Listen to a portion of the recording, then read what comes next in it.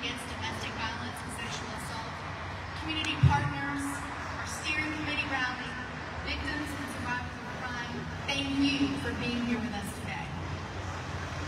We're all wearing these orange ribbons. If you haven't gotten one, please take one from the table. Orange symbolizes a brighter future for all of us, free from violence, which is our movement. After the success of our first rally last year, stemming from the Bowen Turner sexual assault cases out of Orangeburg, we decided that an annual rally was necessary to show our support for and advocate for all victims and survivors of crime in South Carolina. Victims' rights are not suggestions, they are the law. Victims deserve to have a system that works for them and with them, not against them. Far too often, victims and survivors are treated like afterthoughts in our system.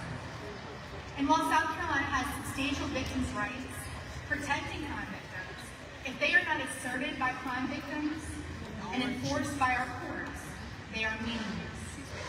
I stand here today asking each of you to educate yourselves on those rights, protecting the dignity of and the fairness and respect for all victims. When you see rights being sidestepped or trampled upon, stand up, say something. Any of us can be a victim advocate. You don't need to be certified, you don't need to be in law enforcement, you don't need to be a victim's rights lawyer.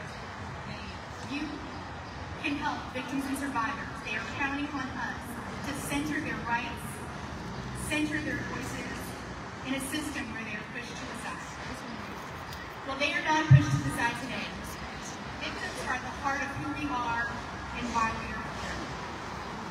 What I hear consistently from crime victims is, I don't want what happened to me to happen to anyone else. So today we're going to hear from some incredible speakers, people who have suffered tremendous losses, but who have channeled their loss into seeking justice for themselves and for others, changing laws and challenging the status quo,